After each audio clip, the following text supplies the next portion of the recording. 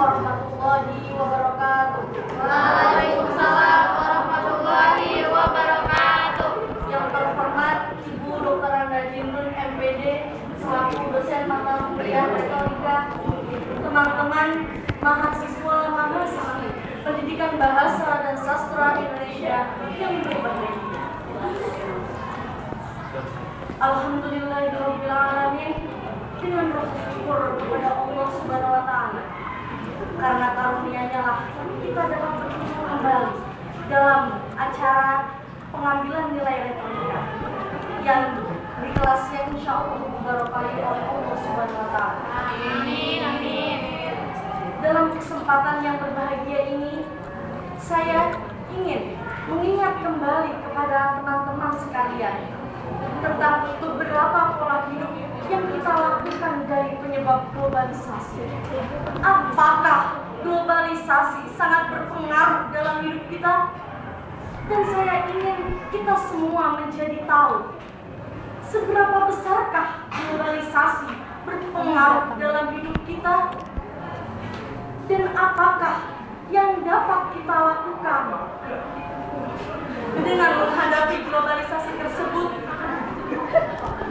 Untuk itu, pada kesempatan kali ini saya akan membawakan sebuah pidato yang berjudul Pengaruh Globalisasi dalam Berbagai Aspek Kehidupan.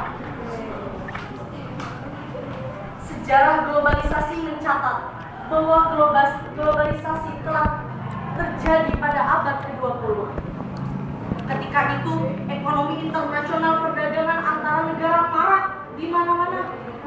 Ketika itu pada 1000 hingga 1500 Masehi, dan diperluas oleh perdagangan agama Islam oleh orang-orang India di Asia dan di Afrika, dan dieksploitasi oleh orang-orang Eropa. Dan setelah itu runtuhnya komunisme telah memberikan pembenaran bahwa kapitalisme adalah kunci dari kesejahteraan sosial.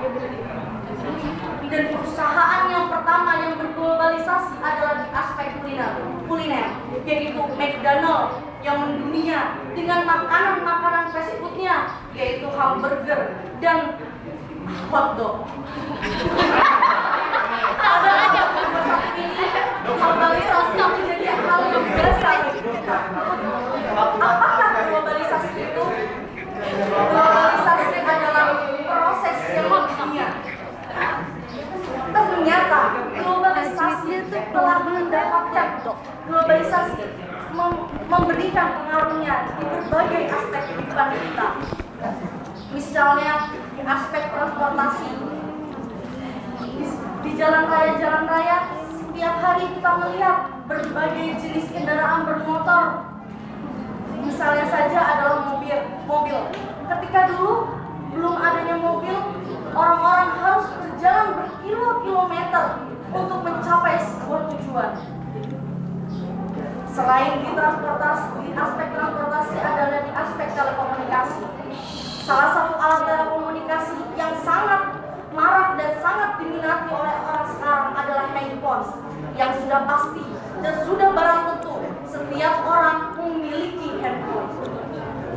Yang tak kalah pentingnya adalah fasilitas internet.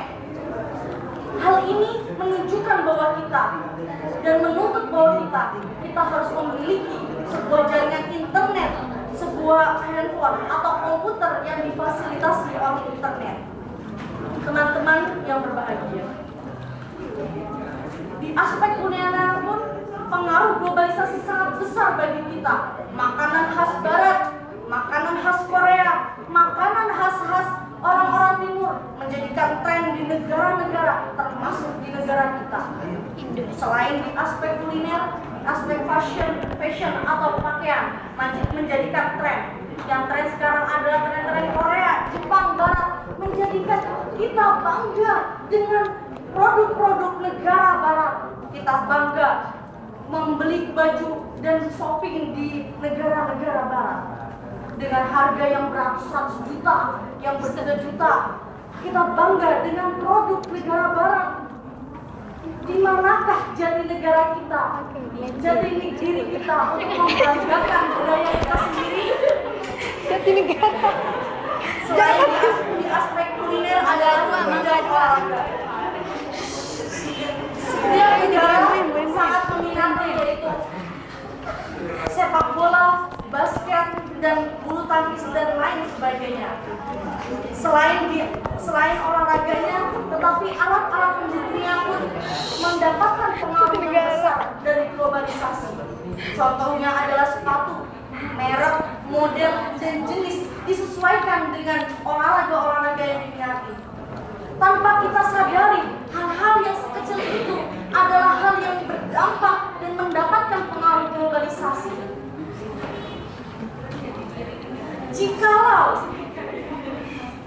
Jikalau kita membanggakan khas-khas Barat, khas-khas Korea, dan khas-khas Jepang, bagaimanakah kita membanggakan budaya sendiri?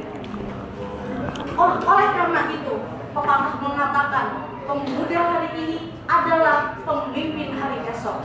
Apabila pemudanya sekarang berbangga dengan khas Barat, bagaimanakah kita membanggakan budaya-budaya yang 100% Indonesia?